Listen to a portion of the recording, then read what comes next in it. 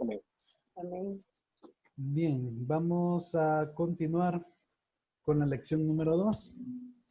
Se titula como la persona de Jesucristo.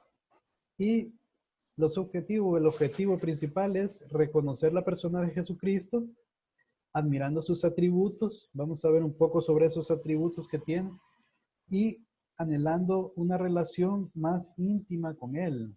O sea, el objetivo es muy importante, ¿verdad? Porque Jesucristo es el autor y consumador de nuestra fe, ¿verdad? Entonces, conocerlo a Él creo que es de lo más importante que nosotros podemos hacer en la vida. Entonces, mejorar esta relación con nuestro Padre, nuestro Hacedor, nuestro Señor Jesús, es sumamente importante. Entonces, creo que es un objetivo muy poderoso que nosotros tenemos que tomar en cuenta. Vamos a ver un poquito sobre los hechos que conocemos sobre Cristo. Primero, que su ministerio público fue relativamente corto, se podría decir, porque fueron 3 años. Se dice en un texto bíblico, no me recuerdo cuál, en los evangelios, que aproximadamente empezó su ministerio a los 30 años. Y de acuerdo a los cálculos que se han hecho los eruditos, ¿verdad? Los teólogos, de acuerdo a las veces que celebró la Pascua con sus discípulos, han llegado a la conclusión de que estuvo su ministerio con una duración de 3 años, o más o menos, ¿verdad? Entonces se puede decir que a nivel de todo lo que hizo y el impacto que provocó en el mundo, 3 años es sumamente corto, ¿verdad? Obviamente él pasó toda su vida también, o sea, todos esos 30 años lo vivió en su casa, siendo un carpintero, ayudando a su papá, ¿verdad? En el trabajo.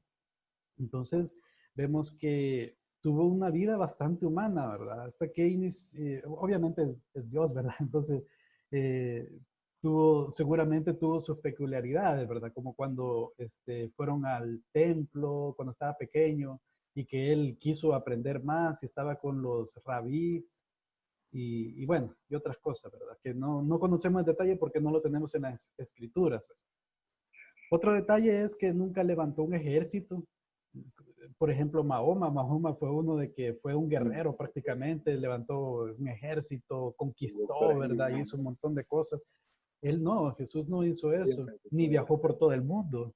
No fue, de hecho su ministerio fue bastante corto a nivel territorial, ¿verdad? Prácticamente estuvo en Judea, ¿verdad? Y pues, y en otros lugares así cercanos, no tuvo un ministerio tan largo, o sea, de cobertura, por así decirlo. A pesar de no haber medios electrónicos, o sea, desde la época no se prestaba nada de eso, y que no escribió un libro, él no dejó algo por escrito, o sea, obviamente tenemos la palabra, la Biblia, ¿verdad? Que es lo que nosotros obviamente creemos y lo tenemos como palabra de Dios. Pero realmente Jesús no escribió, sino que se delegó esa tarea a los apóstoles para que ellos pudieran escribir sobre sus hechos. Entonces, no dejó un libro, pero sin embargo, cambió la historia, ¿verdad? Y eso es totalmente, lo podemos ver en nuestros días, pues. El cristianismo es la religión más fuerte a nivel mundial. Y todo ese impacto lo logró Jesús con esos 3 años de ministerio. Hermano, Dígame, sí. no sé si usted ha oído que los doctores en divinidad eh, hacen el comentario en los documentales de que Cristo eh, supuestamente con José de Arimatea fueron a Inglaterra. O sea, a mí me parece bonita la idea porque de ahí surgieron ¿se acuerda de los peregrinos, ¿verdad? Ajá. De los cristianos evangélicos de hueso duro que se desarrollaron en Inglaterra y son los que llegaron a colonizar Estados Unidos, ¿verdad? Entonces, Ajá.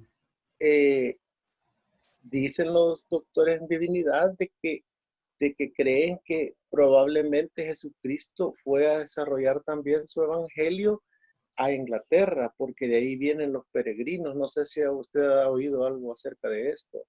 Fíjese que no, no mucho, pero sí, la verdad es que nosotros no tenemos, o sea, tenemos la No, verdad no hay confiable en la registro. palabra, ¿verdad? Ajá, Sí, sí, sí, ajá, todos los demás registros, lo que tenemos, o sea, habría que analizarlo, ¿verdad? Y tener el discernimiento para poder identificar qué es verdad o qué no, sí, ¿verdad? Ajá, pero puede ser, o sea, la verdad es que Jesús fue un personaje importantísimo en la historia y pues nosotros ahorita nos basamos en la palabra, ¿verdad? sí, claro. Y puede que hay cosas que tal vez el Espíritu Santo no nos los quiso Ajá. revelar, ¿verdad? De una forma Pero tan fue directa. buenísimo. O sea, lo que hizo él fue básicamente lo que hizo toda su vida, pues predicar el evangelio, ¿verdad? Sí, sí. Ajá, y ese era el siguiente punto, ¿verdad? Que su impacto es tan fuerte que la historia se divide en dos prácticamente, ¿verdad? Antes de Cristo y después de Cristo. Creo que eso es una de las cosas que cualquiera podría decir, puchica, la historia está dividida en dos partes y no es casualidad, ¿verdad? Nada de lo que pasa en este mundo es casualidad, Dios tiene control de todo. Otro punto es que la respuesta de quién es Cristo, para mí o para ustedes, tiene una repercusión eterna. O sea, es tan importante esa pregunta de la respuesta que nosotros podemos dar sobre quién es Cristo que tiene implicaciones eternas. ¿A dónde va a estar mi alma al morir, verdad? Entonces, sí es una situación bien de vida o muerte, ¿verdad? Literalmente. Y otro de los hechos que son indudables, ¿verdad? Que hay dos celebraciones tan importantes a nivel del mundo en el cristianismo, que es la Navidad, el nacimiento de Cristo, y la Semana Santa, que tiene que ver con la muerte de Cristo y resurrección, ¿verdad? Entonces, esos son algunos de los tantos hechos que hay de Cristo, ¿verdad? Es bien peculiar todo sobre nuestro Señor, ¿verdad? Y el impacto que ha provocado a nivel mundial es innegable, ¿verdad? Los discípulos, sus apóstoles, dieron sus vidas, se martirizaron por esa causa, por la causa del Evangelio, por Cristo Jesús, o sea, no, y no solo fueron los apóstoles, de hecho, todos los seguidores de Cristo padecieron persecución, y, y defendieron su fe. De hecho, los tiempos romanos con Nerón y todo eso, Tito, fueron tiempos bien difíciles. Y ellos también creo que vivieron, bueno, han vivido varias pestes a nivel mundial, ¿verdad? Que hubo uno allá por esos años, no recuerdo, y algo. Y los cristianos siempre han estado ahí al pie de la batalla, ¿verdad? Entonces vemos que ha sido bien fuerte este impacto que ha tenido Cristo en el mundo. Ahora, hay un detalle teológico que se llama la unión hipostática de Jesucristo, que es esa parte que creo que ya le hemos oído en algunos sermones, en donde se dice de que Jesús es 100% hombre y 100% Dios. Entonces, la unión hipostática trata de describir esa situación, ¿eh? Trata de darle una explicación, aunque nosotros realmente no tenemos, eh, nuestra mente limitada, no logramos alcanzar a entender a esa unión que hay entre Dios Padre, Dios Hijo y Dios Espíritu Santo, que son uno, ¿verdad?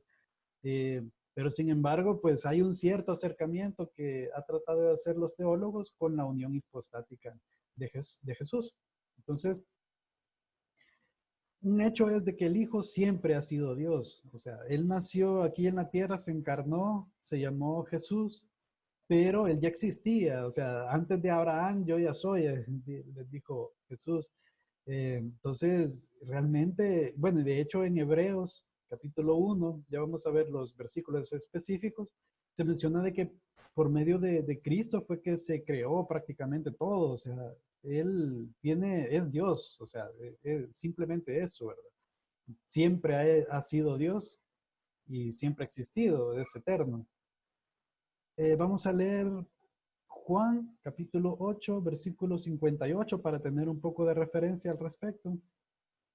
Y dice, Jesús les dijo, de cierto os digo. Ese de cierto es como reafirmar o confirmar lo confirmado, ¿verdad? O sea, diciendo algo que es totalmente ciertísimo. antes que antes que Abraham fuese, yo soy. ¿Qué les quiso decir Jesús a los judíos? De que Él tiene una preexistencia. Él existió antes de la fundación del mundo. Entonces, por eso es que los judíos, los fariseos, rechinaban los dientes y querían hacerle mal, ¿verdad? Porque Él prácticamente se hacía Dios y ellos no lograban entender su palabra, ¿verdad? Porque realmente toda la vida de Cristo fue profetizada en el Antiguo Testamento, y de hecho todo el Antiguo Testamento habla de Cristo de alguna u otra forma, ¿verdad? Con sombras, con tipos, con figuras, y a veces bastante literal también, como en Isaías 53, que prácticamente todo ese capítulo habla de Cristo, del sufrimiento que iba a padecer y todo.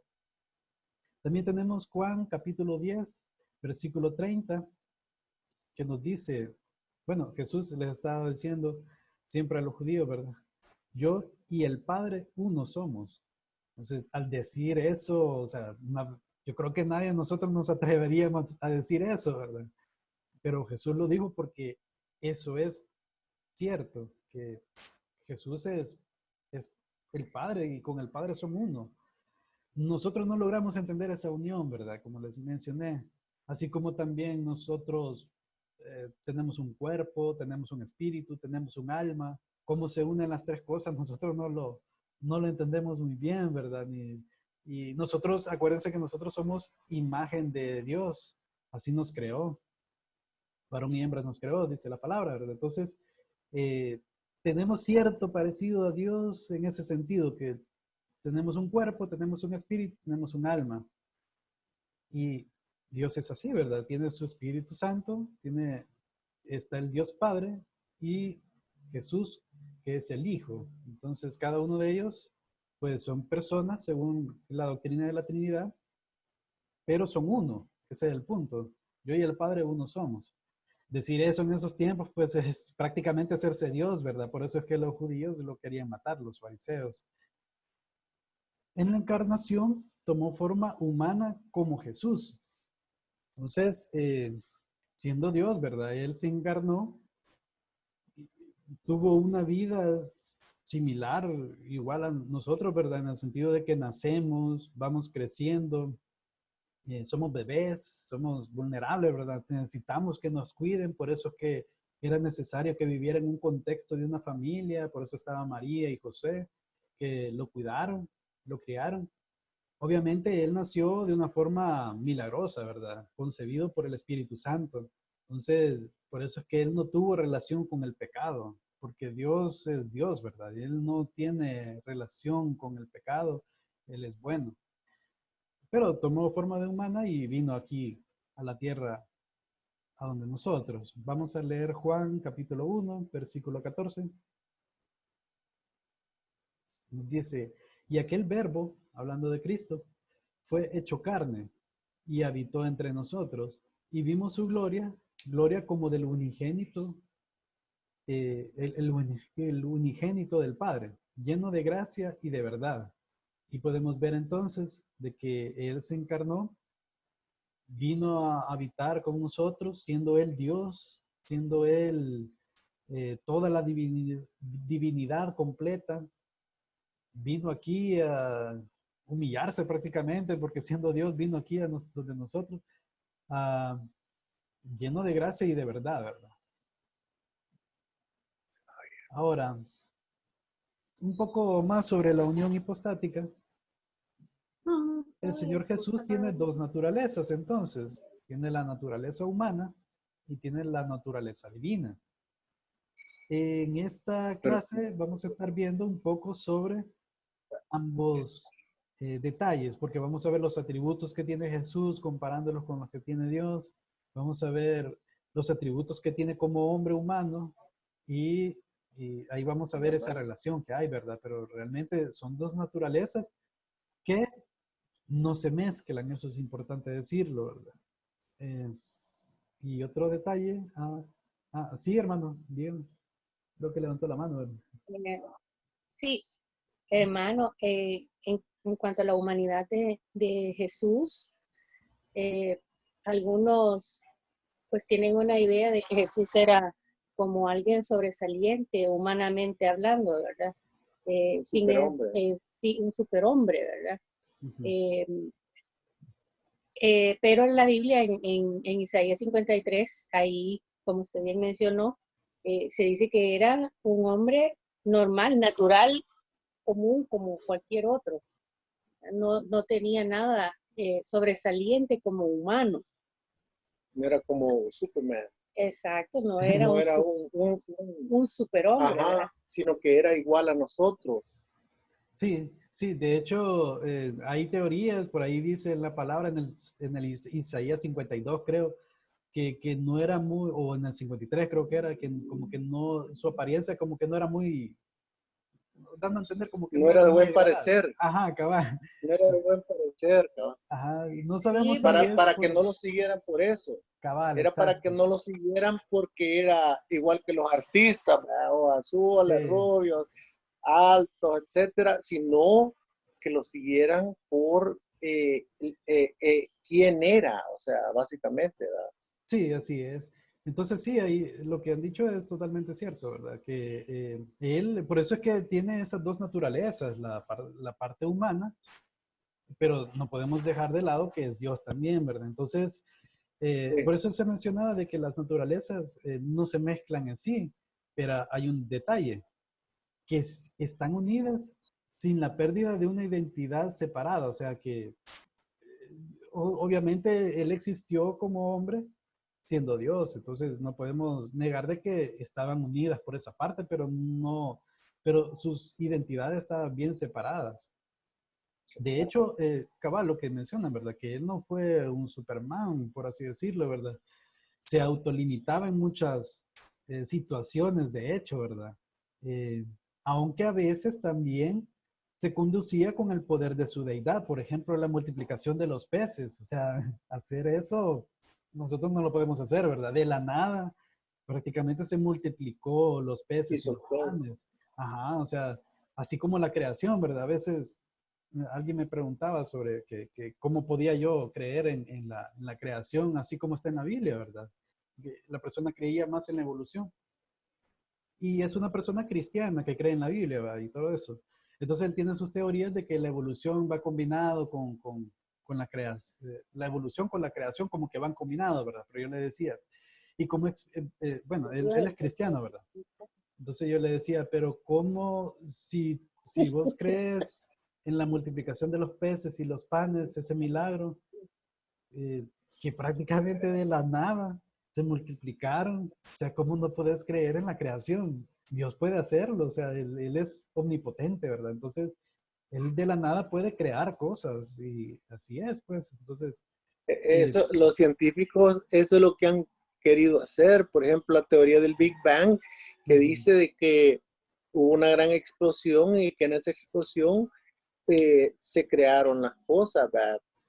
sí, y que no. Pero, ajá, o sea, si usted lo analiza, está bien perdido eso, porque en realidad no hay nada comprobado, es una teoría y todos los científicos que usted ve, los prominentes, los que son doctores en filosofía, o sea, han estudiado eso y creen en eso, ¿verdad?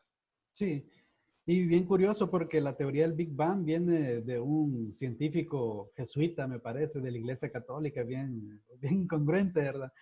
Es que el detalle es de que siempre se ha querido, la ciencia hasta cierto punto ha querido como desmeritar realmente el poder de Dios, o de la existencia de Dios, y quieren explicar las cosas con teorías, ¿verdad? Que no dejan de ser teorías, no hay nada que puedan comprobarlo, porque eh, no pueden, simplemente no pueden. Y el detalle es de que ellos fuerzan a toda la gente que nosotros creamos eso. Y quieren hacerse ver como que ellos son los intelectuales y que nosotros somos retrógrados por creer en un libro que nosotros consideramos que es la palabra de Dios, pero ellos no lo ven así, ¿verdad? Entonces ellos lo que quieren hacer ver es de que por el azar, por una cuestión aleatoria, existimos y estamos aquí, ¿verdad? Y eso es como quitarle la importancia que nosotros tenemos en este mundo, que en esta existencia que ha hecho Dios. nos hace ver pequeños, como nada prácticamente en el universo, pero nosotros somos muy importantes. Somos, eh, bueno, Dios nos creó al final de toda la creación, ¿verdad? En el día sexto, y, y somos sumamente importantes para Él. Entonces, no, sí, hay que tener cuidado con eso que nos enseñan muchas veces en la universidad y todo eso, ¿verdad? Pero bueno, somos incapaces de entender esta unión. Eso es lo que les mencionaba anteriormente, que es algo que nuestra limitada mente no logra entender, así como no entendemos un montón de cosas de la creación, obviamente. Creo que en la eternidad, en el reino de Dios, vamos a tener mucho tiempo para poder aprender un poco más sobre todo esto también. Ahora, hablando un poco sobre la supremacía de Jesucristo, creo que en el libro de Hebreos, ese es su tema principal, el propósito del libro, en donde vamos a leer un poco sobre este capítulo, el capítulo número 1. Y aquí esto es solo para confirmar que Jesús es Dios, porque creo que si hablamos de Dios, las personas pueden tener un concepto de que Dios es todopoderoso, Dios está en todas partes, Dios lo sabe todo. Está bien, o sea, pero mucha gente lo que hace es desprestigiar, o sea, o no darle la divinidad que le corresponde a Jesús por haber sido un hombre. Entonces, vamos a ver algunos textos bíblicos, bueno, de hecho de Hebreos capítulo 1, que prácticamente nos da una exposición eficaz sobre la divinidad de Jesús. Entonces dice, Hebreos capítulo 1, del 1 en adelante.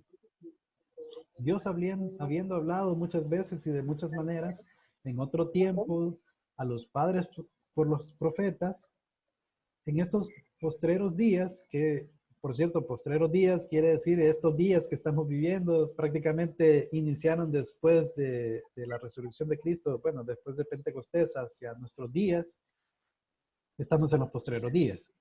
Nos ha hablado por el Hijo, a quien constituyó heredero de todo, y por quien asimismo hizo el universo. Ahí podemos ver la importancia que tiene el Hijo en todo eso, porque Él es el heredero de todo. Él al final va a ser el que va a reinar en toda la creación.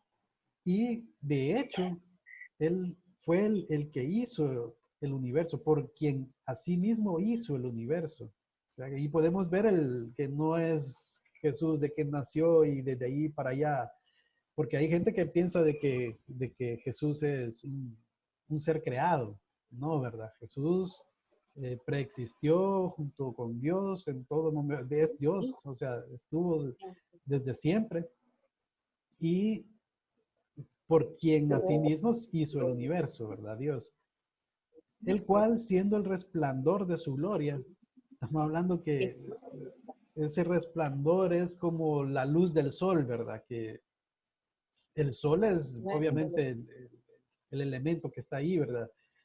Pero la luz es parte del sol. O sea, no puede existir la luz, el resplandor, si no existe el sol. Entonces, es una forma en cómo nosotros podemos ver y conocer a Dios, porque obviamente nosotros no lo podemos ver, porque moriríamos, de hecho, la palabra así lo dice, que no podemos ver al Dios Padre, porque prácticamente moriríamos. Pero en Cristo Jesús, nosotros podemos conocer al Padre. Entonces, por eso que dice, siendo el resplandor de su gloria y la imagen misma de su sustancia, y quien sustenta todas las cosas con la palabra de su poder, habiendo efectuado la purificación de nuestros pecados por medio de sí mismo, porque como Él murió por nuestros pecados, ahora nosotros por medio de la fe, nosotros podemos ser justificados en Cristo Jesús.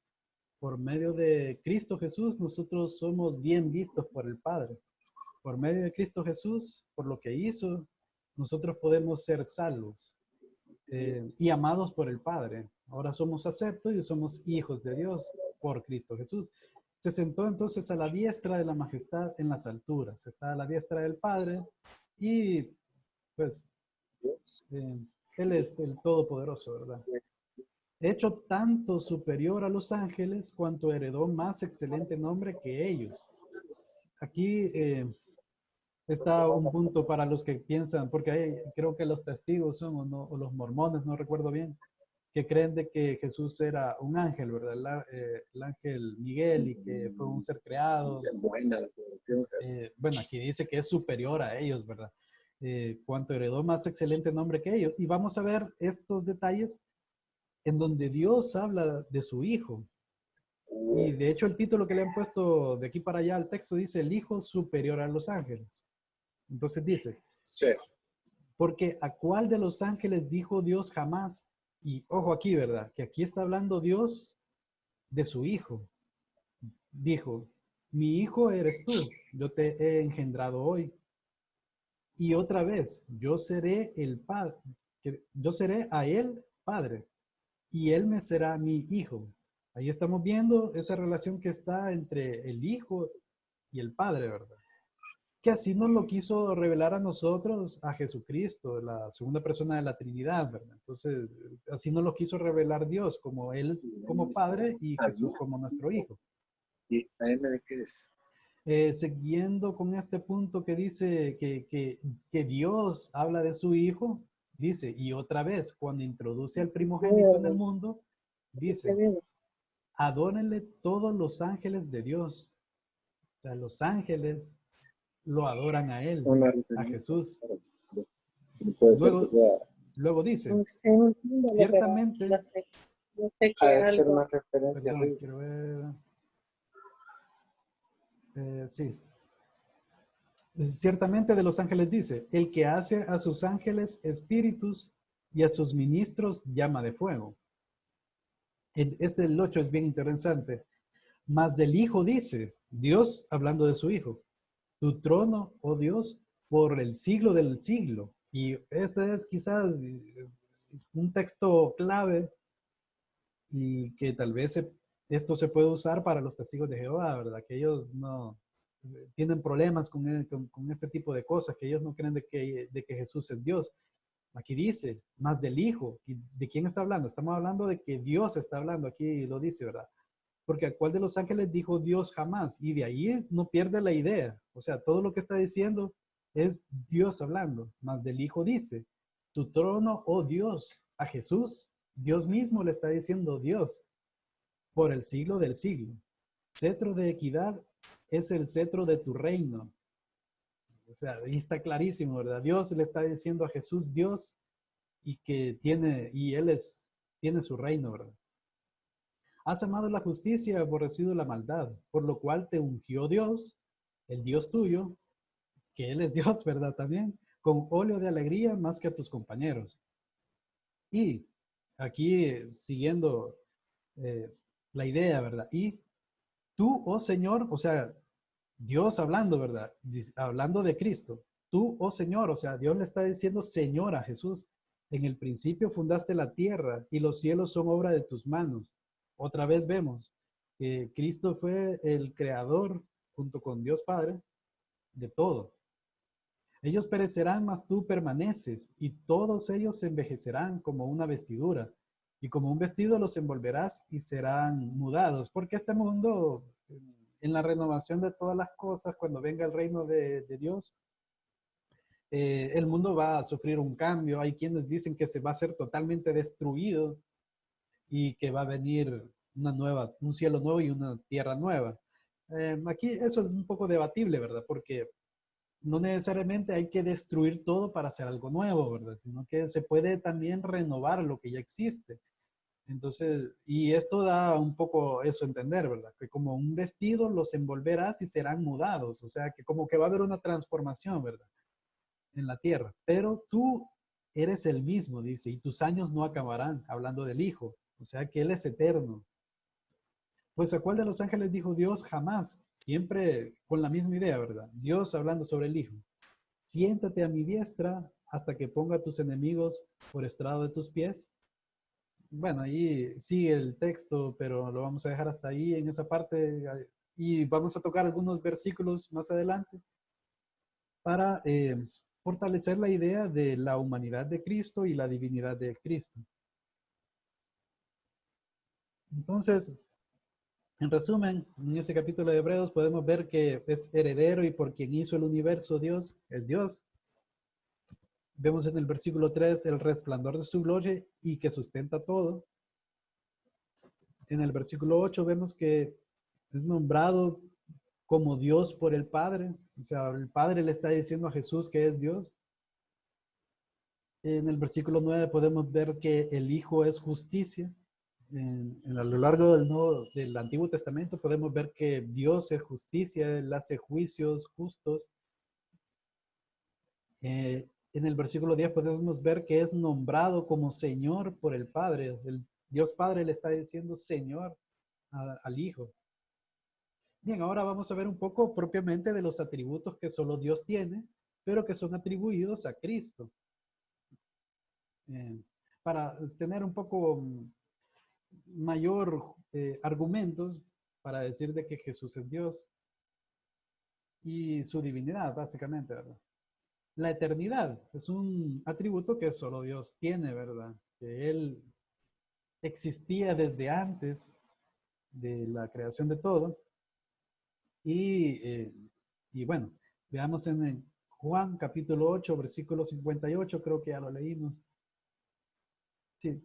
Jesús les dijo, de cierto os digo, antes que Abraham fuese, yo soy. Ahí Jesús le estaba diciendo a los fariseos, a los judíos, que él ya existía desde antes. O sea, él no empezó a existir como tal al nacer en un pesebre allá en Belén, ¿verdad? Sino que él ya existía desde antes.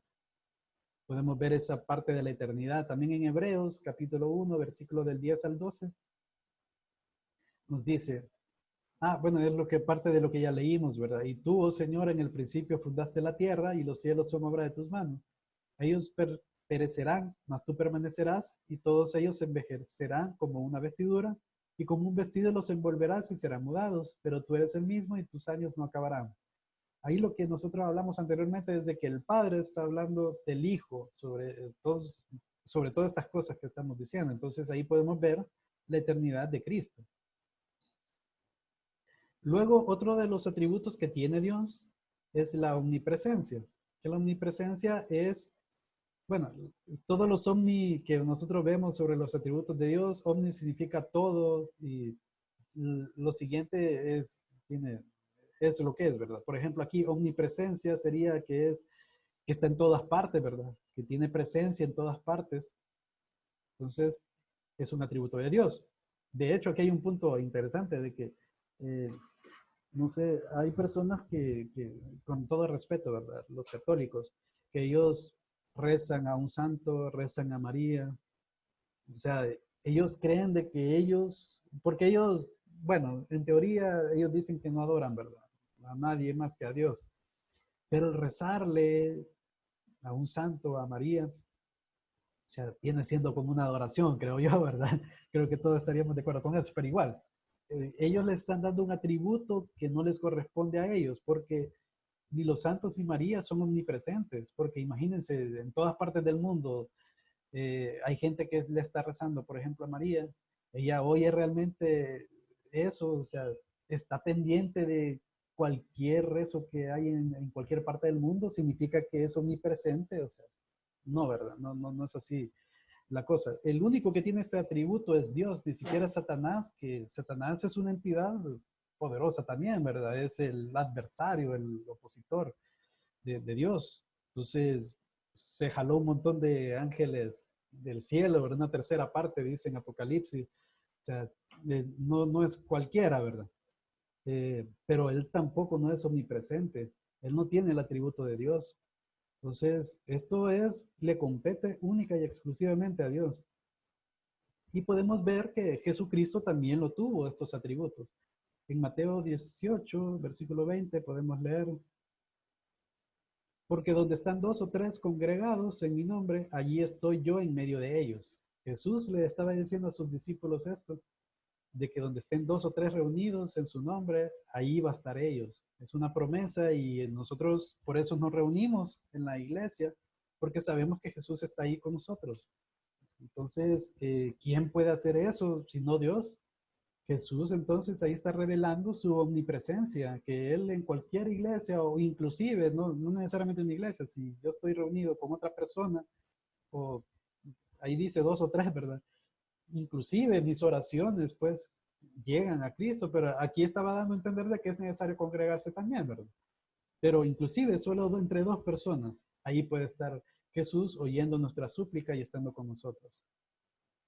También en Mateo capítulo 28, versículo 20, nos dice, enseñándoles que guarden todas las cosas que os he mandado. Y he aquí, yo estoy con vosotros todos los días hasta el fin del mundo. Ahí es, bueno, estas son palabras finales a los discípulos directamente, ¿verdad? Cristo ya con el cuerpo glorificado, ya en su ascenso hacia el cielo, les estaba diciendo que guarden todas las cosas que él les había enseñado y le está diciendo aquí que va a estar con ellos, con nosotros también, todos los días hasta el fin del mundo. O sea, ¿quién puede estar con nosotros hasta el fin del mundo si no es Dios? Y podemos ver nuevamente la omnipresencia de Cristo. Y otro versículo en Juan capítulo 1, del 47 al 50, dice, cuando Jesús vio a Natanael, que era uno de sus próximos discípulos, en ese momento, ¿verdad? Que se le acercaba, dijo de él, he aquí un verdadero israelita en quien no hay engaño. Le dijo Natanael, ¿de dónde me conoces? Porque era la primera vez que se veían así cara a cara, ¿verdad? Respondiendo Jesús y le dijo, respondió Jesús y le dijo, antes que Felipe te llamara, porque Felipe fue el que lo conoció antes al Señor y él fue a decirle a Natanael, ¿verdad? Que lo fuera a ver. Entonces dice, antes que Felipe te llamara, cuando estabas debajo de la higuera, te vi. Entonces, él se quedó sorprendido, ¿verdad? Porque ese detalle de que estaba debajo de la higuera no se lo había dicho a nadie, ¿verdad? Entonces dijo, respondió Natanael y le dijo, Rabí, tú eres hijo de Dios, tú eres el rey de Israel.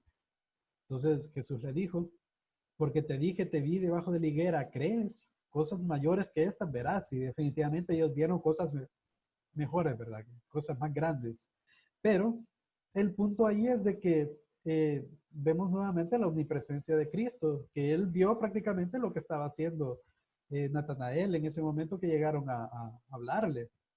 Porque él lo sabe todo, él está en todos lugares, ¿verdad? Es un atributo que, por eso les decía de que, si bien es cierto, las dos naturalezas no se mezclan, pero sí Jesús actuaba en ocasiones con su divinidad, con su atributo de Dios. Y o en otras situaciones, obviamente, estaba autolimitado por su naturaleza humana. Luego vemos otro atributo de Dios que es la omnisciencia. La omnisciencia es que conoce todo, o sea, Él sabe todo, lo de todo tiempo, lo de todos nosotros, nuestros pensamientos. Antes de que nosotros hablamos, en el Salmo 139 habla bastante sobre la omnipresencia y la omnisciencia. Antes de que nosotros digamos algo con nuestra lengua, Él ya la conoce, qué es lo que vamos a decir. Entonces, esa omnisciencia la podemos ver también en Cristo Jesús. Por ejemplo, en Mateo capítulo 16, versículo 21. Y el título dice, Jesús anuncia su muerte. Desde entonces comenzó Jesús a declarar a sus discípulos que le era necesario ir a Jerusalén y padecer mucho de los ancianos, de los principales sacerdotes y de los escribas, y ser muerto y resucitar al tercer día. Entonces, ahí podemos ver que Jesús ya sabía lo que iba a pasar. Y bueno, no solo era por el hecho de que él conociera las escrituras, que él sabía de las profecías que hablaban sobre él. Simplemente él ya sabía todo eso, lo que iba a pasar, y vivirlo en carne propia, creo que, o sea, saber lo que va a pasar, pero vivirlo en carne propia, creo que por eso es que Jesús en Getsemaní se sintió mal, se sintió triste, afligido, porque sí, el sufrimiento humano, el dolor físico que podemos tener y todo eso, la humillación y todo eso, siendo él Dios, es, no lo podemos nosotros entender, ¿verdad? Ni comprender a ese nivel. Otro pasaje es Lucas, capítulo 6, versículo 8. vamos a leer del 6 al 11 para tener un mejor contexto. Habla sobre un milagro que hizo Cristo sobre el hombre de la mano seca. Aconteció también un otro día de reposo, y este es un punto clave de que estamos hablando que era un día de reposo, y para los judíos el día de reposo no se tenía que hacer absolutamente nada. Aunque yo tuviera la capacidad de poder salvar a alguien, o sea, si en el día de reposo yo no tenía que llevar cargado algo, digamos, yo no podía ni salvar a esa persona por respetar el día de reposo, y entonces ellos eran demasiado legalistas, ¿verdad? Y ellos habían prácticamente sustituido la ley de Dios con su tradición, ¿verdad? Con sus doctrinas muy propias de ellos. Entonces, eso es un buen detalle, ¿verdad? Que era día de reposo. Que él entró en la sinagoga y enseñaba, y estaba allí un hombre que tenía seca la mano derecha. Y le acechaban los escribas y los fariseos para ver si en el día de reposo lo sanaría, a fin de hallar de qué acusarle. O sea, le iban a acusar por hacer algo bueno en día de reposo. Una persona que tenía a saber cuánto tiempo con ese problema de la mano derecha seca, ¿verdad? Entonces, bien feo el pensamiento que tenían ellos, ¿verdad? Que bien malos con respecto a nuestro Señor, pero bueno. Mas él conocía los pensamientos de ellos, hablando de Jesús. Él sabía lo que estaban pensando. Y dijo al hombre que tenía la mano seca, levántate y ponte en medio. Y él levantándose se puso en pie. Entonces Jesús les dijo, os preguntaré una cosa, ¿es lícito en día de reposo hacer bien o hacer mal? ¿Salvar la vida o quitarla? Entonces, no supieron qué contestarle porque la verdad es que es lícito, o sea, hacerle bien, aunque sea día de reposo, pues hacerle bien al prójimo es predominante definitivamente, ¿verdad? Salvar la vida. Y mirándoles a todos alrededor, dijo al hombre, extiende tu mano, y él lo hizo, así lo hizo. Y su mano fue restaurada, y ellos se llenaron de furor y hablaban entre sí qué podrían hacer contra Jesús. Y ellos tenían endurecido el corazón definitivamente, ¿verdad? Pero el detalle que queremos recalcar aquí es que conocía los pensamientos de ellos. Ahí podemos ver que él sabía Hacer, todo. ¿Verdad? vamos a decir esto. Sí, entonces él conocía todo, ¿verdad? Ah, sí, dígame, hermano. Estábamos comentando de que les dijo Cristo, eh, ¿qué pasa? ¿Debemos hacer el mal, el bien o salvar vidas? ¿Qué debemos hacer?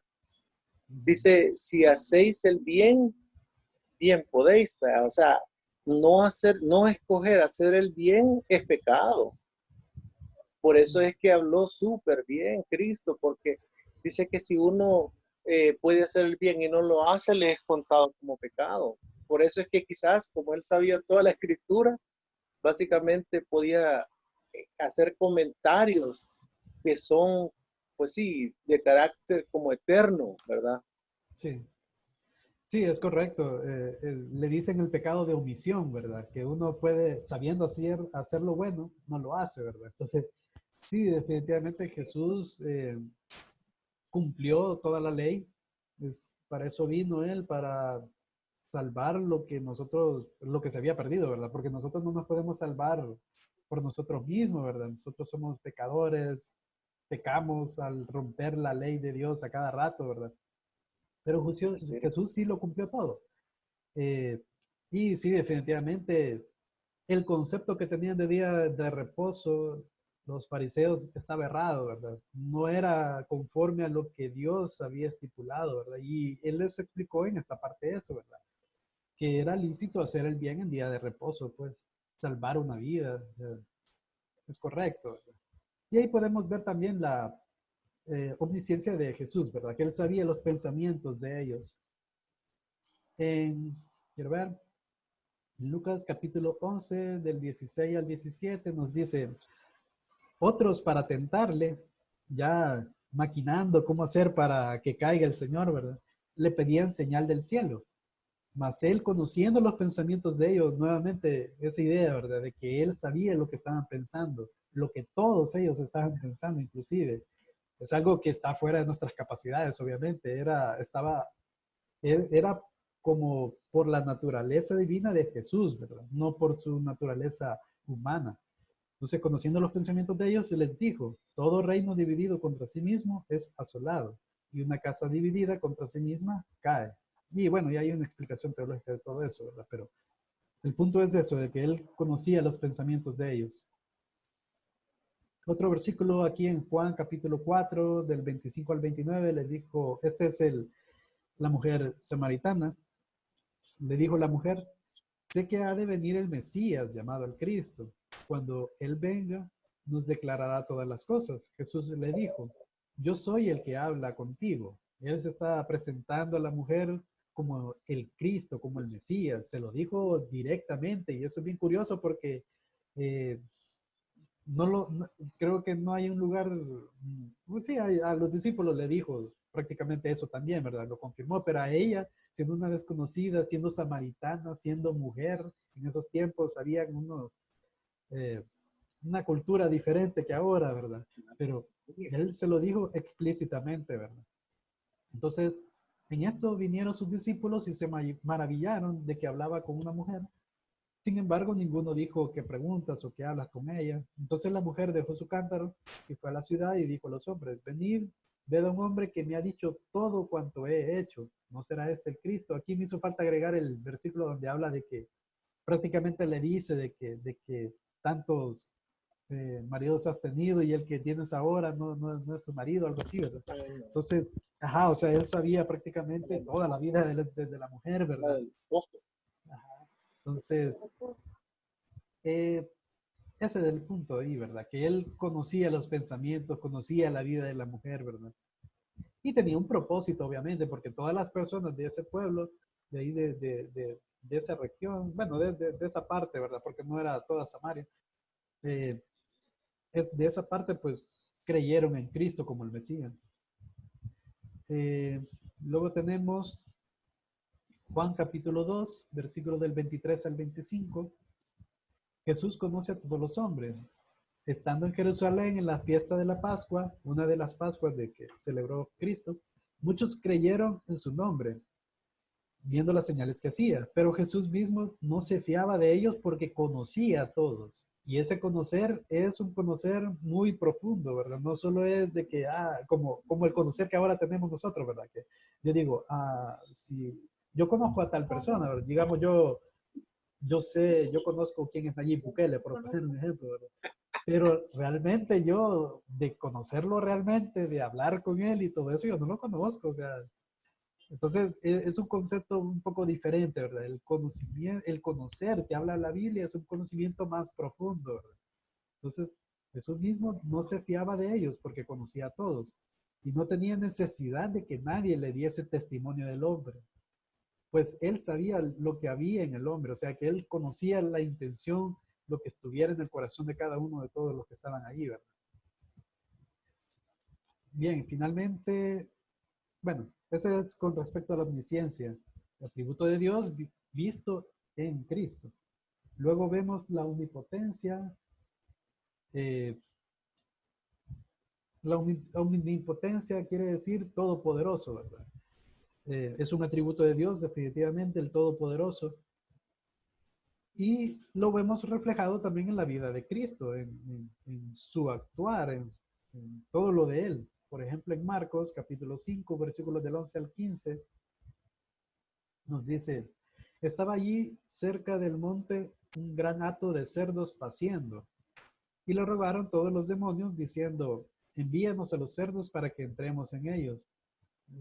Bien curioso, ¿verdad? O sea, que los demonios le están, la legión, ¿verdad? De demonios que estaban dentro de el endemoniado Gadareno, siempre, no me acuerdo muy bien la palabra, Gadareno creo que es.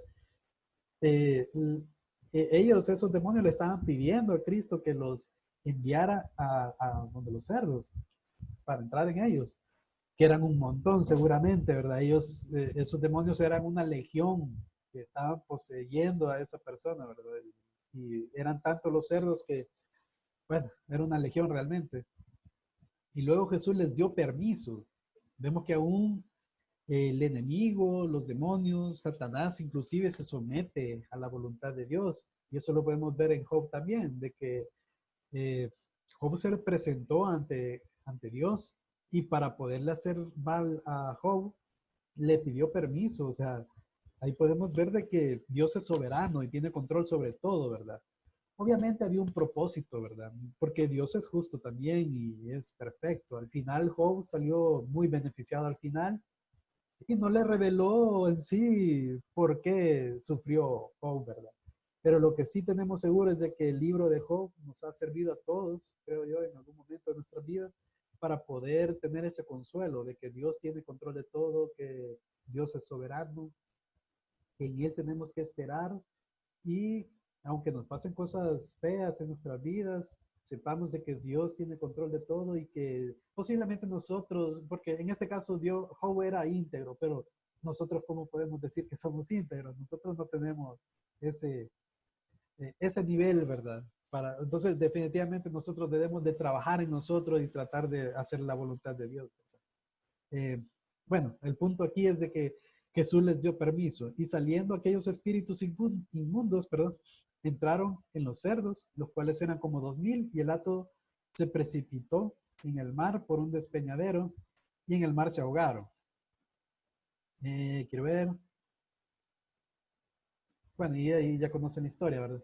Entonces, podemos ver que tiene ese dominio, ese poder por encima de todos los demonios y todas esas huestes, ¿verdad? En Juan capítulo 5, versículos del 16 al 19, y por esta causa los judíos perseguían a Jesús y procuraban matarle, porque hacía estas cosas en el día de reposo. Una de las cosas que los fariseos más odiaban quizás de Cristo era eso, de que hacía cosas en el día de reposo. Y ellos estaban tan endurecidos de corazón que no oían argumentos, no oían razón de por qué Jesús hacía eso, ¿verdad? Y realmente él hacía lo bueno en el día de reposo. Y ellos no entendían eso, o sea, ellos no habían entendido realmente la ley de Dios. Y Jesús les respondió, mi padre hasta ahora trabaja y yo trabajo. Por esto los judíos aún más procuraban matarle, porque no solo quebrantaba el día de reposo, sino que también decía que Dios era su propio padre, haciéndose igual a Dios.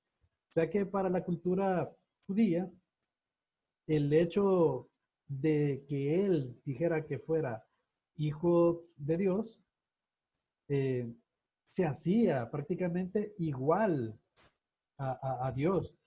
Es un concepto que tal vez nosotros no lo vemos tanto así, ¿verdad? Pero aquí la palabra nos está asegurando que así es, ¿verdad? O sea, que así es, no solo porque los judíos lo estaban diciendo, ¿verdad? Pues, sino que Cristo lo dijo en sí, ¿verdad? Que yo y el Padre uno somos, ¿verdad? Pero aquí vemos que también los judíos, por eso es que estaban más enojados, ¿verdad? Porque se hacía pasar o se hacía igual a Dios. Y en el versículo 19 dice, respondió entonces Jesús y les dijo, de cierto os digo, o sea, como reconfirmando lo confirmado, no puede el Hijo hacer nada por sí mismo, sino lo que ve hacer al Padre. Porque todo lo que el Padre hace, también lo hace el Hijo igualmente. Si nosotros creemos que Dios Padre es todopoderoso, por ende, por esta confirmación que nos da el Señor, el Hijo también es todopoderoso, porque todo lo que el Padre hace también lo hace el Hijo, igualmente. Quiero ver. Juan 11, quiero ver la hora, 9, quiero ver, empezamos a las 8, las 9:15, vamos a ir terminando, voy a tratar de ir un poco más rápido. Él hace obras que solo Dios puede hacer. Por ejemplo, el perdón de pecados. Entonces, y ese fue un punto de debate, ¿verdad? Con los fariseos, porque ¿quién puede perdonar los pecados si no es Dios, ¿verdad? Dice, Jesús sana a un paralítico, ese es el contexto, ¿verdad? Entonces vinieron a él unos trayendo un paralítico que era cargado por 4. Al ver Jesús la fe de ellos, dijo al paralítico, hijo, tus pecados te son perdonados. Entonces ahí habían escribas, los cuales cavilaban en sus corazones. ¿Por qué habla este así? Blasfemia dice, ¿quién puede perdonar pecados sino solo Dios? Entonces aquí vemos otro de los atributos de Dios, ¿verdad? Que ya hablamos, que es la omnisciencia, ¿verdad? Él sabía lo que estaban pensando, conociendo luego Jesús en su espíritu. que cavilaban de esta manera dentro de sí mismos, y ojo, eso de su espíritu, estamos hablando del espíritu de Dios, estaba en Cristo, esa es la naturaleza divina de Cristo también.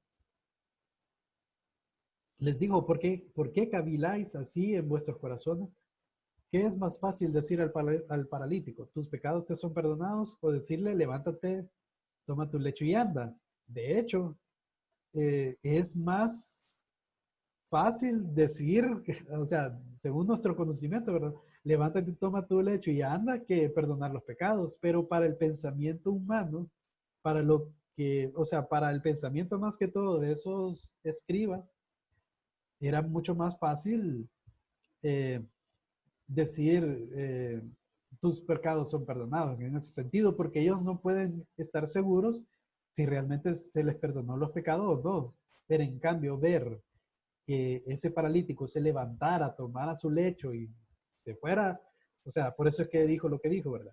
Pues para que sepáis que el Hijo del Hombre tiene potestad en la tierra para perdonar pecados, dijo al paralítico. A ti te digo, levántate, toma tu lecho y vete a tu casa. Se levantó y hizo lo que dijo, ¿verdad? Entonces, ahí podemos ver que Él puede perdonar los pecados. ¿Por qué? Porque Él es Dios. Solo Dios puede perdonar los pecados. También David, en Juan capítulo 5, versículos del 20 al 23, dice, porque el Padre ama al Hijo y le muestra todas las cosas que Él hace, y mayores obras que éstas le mostrará, de modo que vosotros os maravilléis. Porque como el Padre levantó a los muertos y les da vida, así también el Hijo a los que quiere da vida. Y podemos ver de que tanto el Padre como el Hijo dan vida. Porque el Padre a nadie juzga, sino que todo el juicio dio al Hijo. Eso es un gran detalle, ¿verdad? Quien nos va a juzgar es Cristo. El Padre ha delegado esa tarea en Jesús. Y como Jesús es el autor y consumador de la fe, porque Él murió por nosotros, pues tiene razón de por qué juzgarnos, ¿verdad? Pero si nosotros lo amamos, tenemos fe, somos fieles a Jesús, entonces tengamos seguros de que ese juicio que vamos a nosotros comparecer va a ser para galardones, no va a ser para castigo, ¿verdad? Para que todos honren al Hijo como honran al Padre. El que no honra al Hijo, no honra al Padre que le envió. Entonces ahí podemos ver que Jesús da vida de igual forma que el Padre, ¿verdad? Y esa vida que está hablando es sobre el juicio final, ¿verdad? Es para la vida eterna, ¿verdad? Que en el reino de Él. A esa vida es la que se refiere, ¿verdad? También vemos varios casos de resurrección.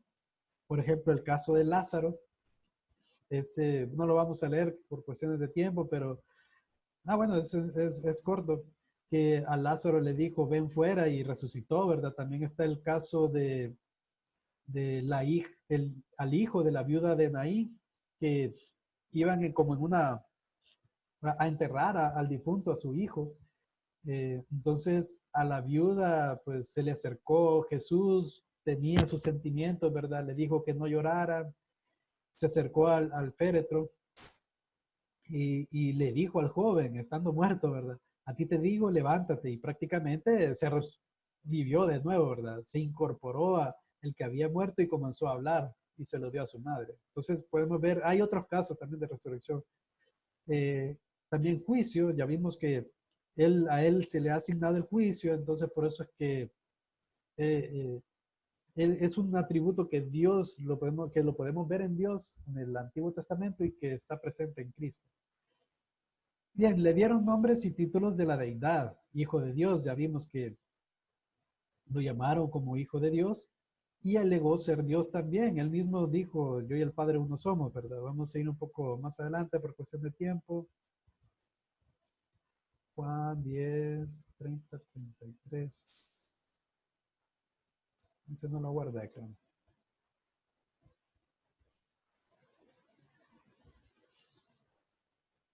Amén.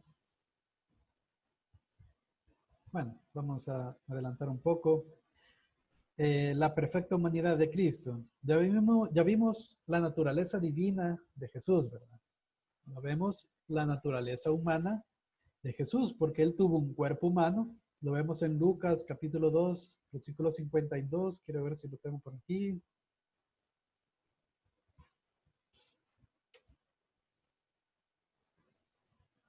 Se me han perdido varios textos aquí. Bueno.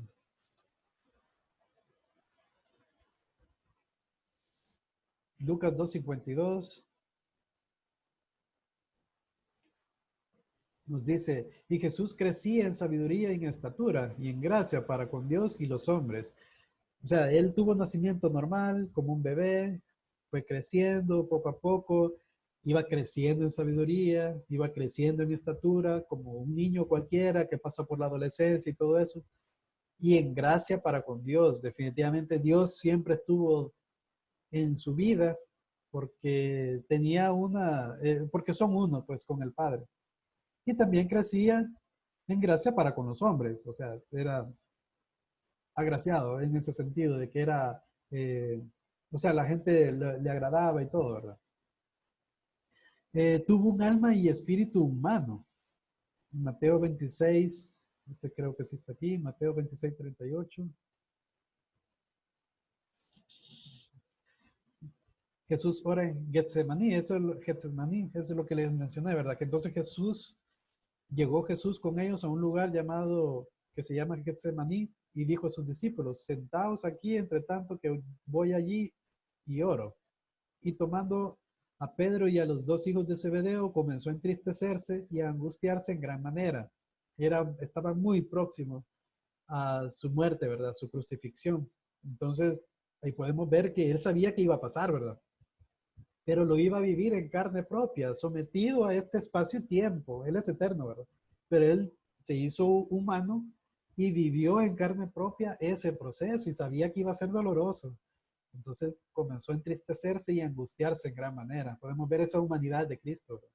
Entonces Jesús les dijo, mi alma está muy triste hasta la muerte. Creo que cualquiera podría sentirse así sabiendo lo que va a pasar, ¿verdad? Quedaos aquí y velad conmigo. Vemos entonces el alma y el espíritu humano de Cristo. Fue llamado también por nombres humanos. De hecho, su nombre es Jesús, ¿verdad? Entonces, Él es Dios. Y en el Antiguo Testamento decía que se iba a llamar Emmanuel, no porque así se le iba a llamar, sino que por el significado, que significa Dios con nosotros. Entonces, tuvo un nombre humano, ¿verdad? Se llama Jesús y nosotros lo podemos llamar así, está bien. Hay gente que dice que no, ¿verdad? Que hay que llamarlo por el nombre en hebreo, no sé. Pero el punto es de que nosotros sabemos de quién estamos hablando, que estamos hablando del Hijo de Dios. Bien, y por cuestión de tiempo, porque ya se terminó la hora, eh, solo vamos a mencionar de que exhibió las características de un ser humano, ¿verdad? Sí, hermano. Eso. Eso es bien importante, hermano, porque decir que Cristo tenía alma, espíritu y un cuerpo desafía a cualquier filosofía, ¿cómo se llama? Creada por los seres humanos, ¿va? ¿Dónde está tu alma? ¿Dónde está tu espíritu? ¿Va? O sea, él tenía alma, sí. Tenía espíritu, sí. Tenía un cuerpo, sí. Entonces es ser humano. Así es. Y hay, ¿cómo se llama? Filósofos que han dedicado un montón de pensamiento a preguntarse dónde está el alma, dónde está el espíritu, etcétera, etcétera. Entonces, porque, o sea, igualmente, digamos, cuando él nació de una virgen, ¿verdad? Y tu mamá, ahí está. ¿A dónde naciste? En un pesebre. O sea, nació de una mujer. No es extraterrestre, pues. Sí. Entonces, eso es bien importante, parece así trivial, pero es cuestionado. Digamos que si no hubieran hallado que Cristo nació de una mujer, no le hubieran hecho caso. O sea, sería un gran problema filosófico, pues. Entonces, creo que Cristo desafía a la ciencia, a las religiones, etcétera, y al mundo entero, pues, ¿verdad? Sí, y bueno, en la otra clase se va a ver un poco más sobre su obra aquí en la tierra, pero para adelantar un poquito, realmente él vino como hombre, como ser humano, con esa naturaleza humana que hablamos, para morir en nuestro lugar, ¿verdad? Porque él cumplió la ley a cabalidad, o sea, él pagó el precio por nuestros pecados. Y como Él es eterno, entonces esa factura pagada avala para todos nosotros los que somos hijos de ellos, ¿verdad? Hijos de Dios, los que creemos en Él, los que creemos que por Él somos justificados. Por eso es que la salvación es por gracia, ¿verdad? Si en un dado caso Jesús hubiera sido un ser creado, Él tuvo que haber venido y muerto en la cruz un montón de veces, ¿verdad? Para hacer sacrificio, pero Él vino como Dios, se encarnó en Jesús y murió una sola vez y para siempre. Así como en Adán, todos pecamos, ¿verdad? O sea, de ahí, por el pecado de Adán, ¿verdad? De ahí para allá todos somos pecadores, ¿verdad? Tenemos esa naturaleza pecaminosa en Cristo Jesús. Todos los que somos de Cristo, que tenemos fe en Él, todos somos salvos, ¿verdad? Por mérito de Cristo. Por eso es que uno suele decir, ¿verdad? En Cristo, ¿verdad? Porque Él es el que se pone entre nosotros y Dios, ¿verdad? Y por Él es que somos aceptos nosotros, ¿verdad? Bien, sí, ahí hay unos textos bíblicos que hablan sobre las características humanas de Jesús, de que tuvo hambre, tuvo sed, estuvo cansado, tuvo amor y compasión por las personas, por ejemplo, en la multiplicación de los panes y los peces, ¿verdad? Tuvo compasión, un cansancio cuando llegó al pozo donde la mujer samaritana estaba cansado del camino y quería agua, ¿verdad? Tuvo hambre cuando estuvo en los 40 días, 40 noches en el desierto, ¿verdad? Que estaba en ayunos, tuvo hambre. Jesús lloró, es el versículo más pequeño. Bueno, hay otro más pequeño que era, no matarás, creo, de Éxodo 20, algo. Pero este versículo también es pequeño, ¿verdad? Que Jesús lloró por Lázaro. Se puede, o sea, uno no llora por llorar, ¿verdad? Uno llora porque siente, tiene un sentimiento, ¿verdad? Fue probado también y bueno, eso sería, hermanos, por cuestiones de tiempo, para respetar su tiempo también.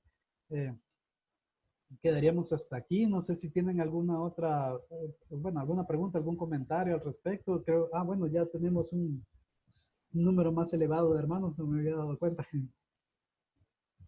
Ok. Solo que muchas gracias por compartir, porque necesitamos esto para estar fortalecidos, y yo creo que lo que tenemos que hacer en este tiempo es seguir santificándonos para estar listos en el futuro.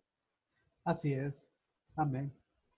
Excelente, muchas gracias hermanos por la asistencia y bueno, vamos a ver cómo hacemos para, para que podamos tener más personas a la clase. Muchas gracias por estar aquí y Dios les bendiga. Pasen un buen día. Nos vemos. Gracias, Dios los bendiga. Amén. Bendiciones, hermano.